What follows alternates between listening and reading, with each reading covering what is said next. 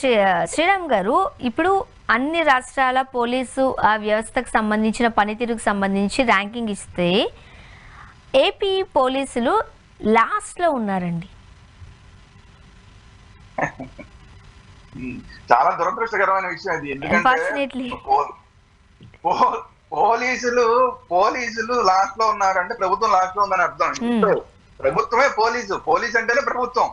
అంటే పోలీసులు ఆఖరిగా ఉన్నారు అంటే ఆంధ్రప్రదేశ్ రాష్ట్రంలో లా అండ్ ఆర్డర్ సరిగా లేదు అని అర్థం.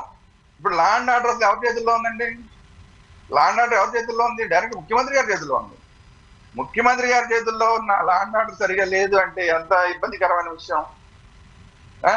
పైగా ఉన్న ఆవిడేమో ఆ మంత్రి గారిని పెట్టారు, ఆవిడ మీదేమో ఇప్పుడు అనిత గారి మీద, ఎప్పుడు ఉప ముఖ్యమంత్రిగా ఉన్న పవన్ కళ్యాణ్ గారి మీద సరిగా పనిచేయట్లేదు, మీ పోలీసులు సరిగా పనిచేయట్లేదు, ఇలాగైతే నేను ఊరుకోను, అవసరమైతే నేనే మా హోంశాఖను తీసుకుంటానని పవన్ కళ్యాణ్ గారు, ఆ కూటమిలో ఉన్న నాయకుడు, ఉప ముఖ్యమంత్రిగా ఉన్న ఆయనే 10 సార్లు చెప్పాడు ఇప్పటికీ పోలీసులు సరిగా పనిచేయట్లేదని. అయినా ఈ ప్రభుత్వం పట్టించుకోవట్లా. నేను అవసరమైతే నేను హోంశాఖ తీసుకుంటాను అని చెప్పినా కూడా నిద్ర లేవట్లేదు. ఆ మంత్రుల్లో నిద్ర లేవట్లేదు, ముఖ్యమంత్రి గారు మరి నిద్ర రావట్లేదు. మరి పోలీసుల్ని సమర్థవంతంగా పనిచేయించే కార్యక్రమం ఎందుకు చేయట్లేదు అర్థం కాదు. అక్కడ మన భీమవరం దగ్గర ఒక డిఎస్పీ గురించి మాట్లాడితే పవన్ కళ్యాణ్ గారు ఏదో ఒక విషయాన్ని ఎత్తి చూపిస్తే అబ్బాయి అదేం లేదని చెప్పి తెలుగుదేశం మంత్రులు, ఎమ్మెల్యేలు అందరూ వరుసగా వచ్చేసి అబ్బాయి అదేం లేదు, అతను బ్రహ్మాండం భజగోవిందం అని చెప్పి ఒక డిఎస్పీకి భజన చేస్తారు అందరూ. ఏం చేస్తున్నా అంటే మీరు భజన చేశారు, అంత బ్రహ్మాండంగా పనిచేసేవాడు అయితే భజన చేస్తే తప్పలేదు. మరి ఏంటి రిజల్ట్స్ ఏంటి? అందరికన్నా ఆఖరిలో ఎందుకుంది పోలీస్ వ్యవస్థ? అంటే ఎక్కడ ఫెయిల్ అయింది అని అంటారు మీరు? శాంతి భద్రతలు కాపాడడంలోనా, లేదు అని అంటే మనం ఆంధ్రప్రదేశ్లో పరిస్థితులు చూస్తున్నాం. ఎవరైనా క్వశ్చన్ చేస్తున్నారు అంటే వెంటనే కోర్టు ముట్టికాయలు వేసిన తర్వాత కూడా చెప్తున్నాను, కోర్టు మీరు ఇట్లా ప్రవర్తించవద్దు అని చెప్పిన తర్వాత కూడా ఎవరైనా క్వశ్చన్ చేశారు, గొంతు విప్పారు అంటే వాళ్ళని అరెస్ట్ చేయడం, జైల్లో పెట్టాడు. జర్నలిస్టులు మాట్లాడే హక్కు లేదు వాళ్ళకి, మాట్లాడే అర్హత లేదు అన్నట్లుగా వాళ్ళని కూడా అరెస్ట్ చేయడం, జైల్లో పెట్టాడు. ఇప్పుడు ఒకవేళ నిజంగా వాళ్ళు తప్పు చేస్తే అరెస్ట్ చేశారంటే అర్థం ఉంది. కానీ వీళ్ళు చేసినవి తప్పులు అని చెప్పి కోర్టులు మట్టికెళ్ళేస్తున్నాయి కదా ఎక్కడికి వెళ్ళినా కూడా. ఇప్పుడు నిన్న వెంకటరెడ్డి గారి విషయంలో ఏం జరిగింది? ఎందుకని ఆయనకి ఇమ్మీడియట్ గా బెయిల్ వచ్చింది? అంటే మీరు చేసినవన్నీ కూడా మీరు ఎఫ్ఐఆర్ లో ఏవైతే పెట్టారో అవేమి పెద్ద సీరియస్నెస్ లేదు దాంట్లో. అసలు మీరు నోటీస్ ఇవ్వలేదు. 41 నోటీస్ ఇచ్చారా? ఇవ్వలేదు కదా. సిఆర్పిసి ప్రకారం 41 ఎప్పుడు దానికి వేరే బిఎన్ఎస్సి ప్రకారం ఏదైనా నోటీస్ ఇవ్వకుండా ఎట్లా మీరు అరెస్ట్ చేశారు? గత ప్రభుత్వ హయాంలో ఇలాగే చేశారని చెప్పి మీరు అప్పుడున్న ప్రభుత్వాన్ని విమర్శించారు, పట్టాభి విషయంలో విమర్శించారు. ఇప్పుడు మీరు కారుమూరి వెంకటరెడ్డి విషయంలో మీరు అదే పని ఎందుకు చేశారు? దీని సమాధానం అడుగుతారు కదా ప్రజలు. అప్పుడు ఎలాగైతే అప్పుడు మీరు కరెక్ట్ అని అనుకున్నారో ఇప్పుడు వీళ్ళని కరెక్ట్ అనుకుంటారు కదా. ఇప్పుడు కారుమూరి వెంకటరెడ్డి విషయంలో మీరు కరెక్ట్ గా తప్పు చేశారు కాబట్టి మీరు అసలు నోటీస్ కూడా ఇవ్వకుండా ఇచ్చారు కాబట్టి ఏమైంది? సుప్రీంకోర్టు గురించి సుప్రీంకోర్టు ఇచ్చిన తీర్పుల గురించి మీకు తెలుసా అని చెప్పి పోలీసులను అడగాల్సిన పరిస్థితి. ఎట్లా తీసుకొచ్చారు అసలు మీరు నోటీస్ కూడా ఇవ్వకుండా అని? అంటే ఏంటి? మీరు నియంతృత్వంగా వ్యవహరించారనే కదా వెంకటరెడ్డి విషయంలో. ఖచ్చితంగా నియంతృత్వంగా వ్యవహరించారనే కదా. క్లియర్ గా 2 రోజులు 3 రోజుల క్రితం జరిగిన దాంట్లోనే ఈ ఉదాహరణ కనిపిస్తుంది మనకి. సరే గతంలో జరిగినవన్నీ పక్కన పెట్టండి, లేటెస్ట్ గా క్లియర్ గా కనిపిస్తుంది మనకి. అందువల్ల ఏంటంటే కొంత కక్ష సాధింపు అనేది, ఇప్పుడు రెడ్ బుక్ ఏదైతే అన్నారో, రెడ్ బుక్ లో నిజంగా మీరు ఎవరైనా తప్పు చేసిన వాళ్ళు ఉంటే చర్యలు తీసుకోండి, ఎవరు కాదంటారు. కానీ తీసుకోవడానికి ఒక పద్ధతి ఉంది. ఆ ప్రొసీజర్ మీరు ఫాలో అవ్వట్లేదు. ప్రొసీజర్ ఫాలో అవ్వకపోతే మీకు కోర్టుల నుంచి ఇలాగే వస్తాయి. మన దానివల్ల ఏమవుతుంది? ఈ ఒక్క కేసు చాలు అసలు మనం లాస్ట్ లో ఉండడానికి. కారుమూరి వెంకటరెడ్డి ఇష్యూ ఒకటి చాలు మనం పోలీసులు అంతా కూడా ఆఖరిలో ఉన్నారని చెప్పడానికి. సో అంటే ఎక్కడో ఎవరి వైపు నుంచో ప్రెజర్స్ ఉన్నాయి పోలీసుల మీద ప్రెజర్ పెట్టి పోలీసుల్ని వాళ్ళ పని వాళ్ళు సక్రమంగా నిర్వహించుకోకుండా చేస్తే ఇలాంటి రిజల్ట్లే వస్తాయి.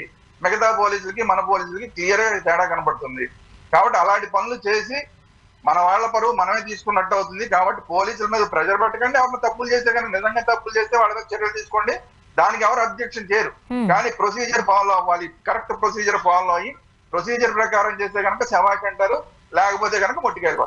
అంటే personal grudge through red book రాజ్యాంగం నడుస్తోంది. ఎవరైతే గత ప్రభుత్వం అధికారంలో ఉన్నప్పుడు వీళ్ళ మీద యాక్షన్స్ తీసుకున్నారో లేకపోతే ఇంకేదో చర్యలకు పాల్పడ్డారో దానికి ప్రతీకారంగా రివెంజ్ పాలిటిక్స్ నడుస్తున్నాయి ఏపీలో.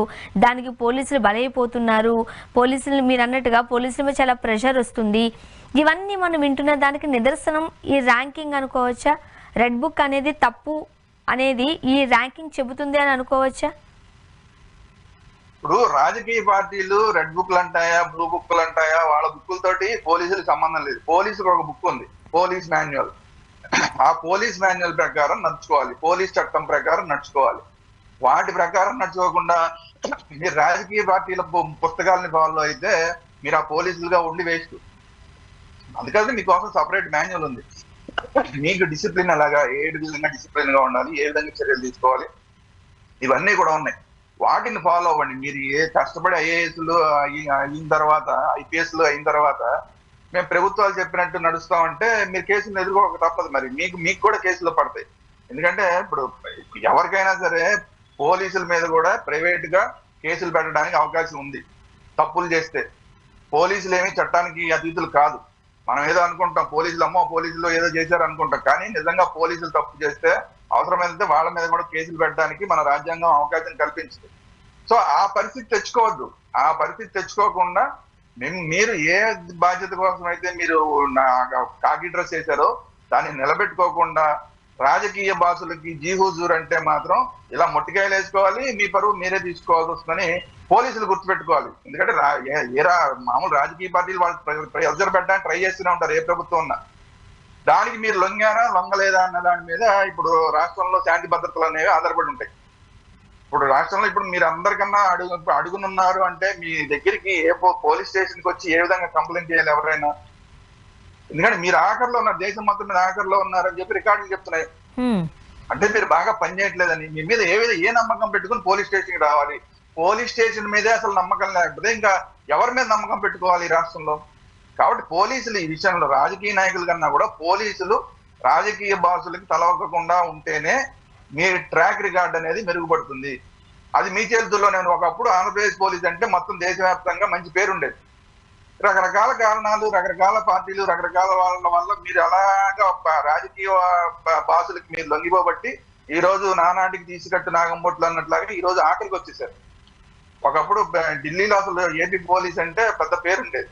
అక్కడి నుంచి ఎవరన్నా తెచ్చుకోవాలి, మనం చాలా కీలకమైన పోస్టులో వాళ్ళని తీసుకొచ్చి ఇక్కడ పెట్టుకోవాలి అనుకునేవాళ్ళు. అలాంటిది ఇప్పుడు ఏపీ పోలీస్ అన్నట్లాగా అయిపోయింది. సో అందుకనే ఉదాహరణ, లేటెస్ట్ ఉదాహరణ కారుమూరు వెంకటరెడ్డి ఉదాహరణ. దీంట్లోనే తెలిసిపోతుంది మీరు సమర్థవంతంగా పనిచేయలేదని. కాబట్టి ఇప్పటికైనా ఆ ట్రాక్ రికార్డు మార్చుకోవడానికి పోలీసులు ప్రయత్నించాల్సిన అవసరం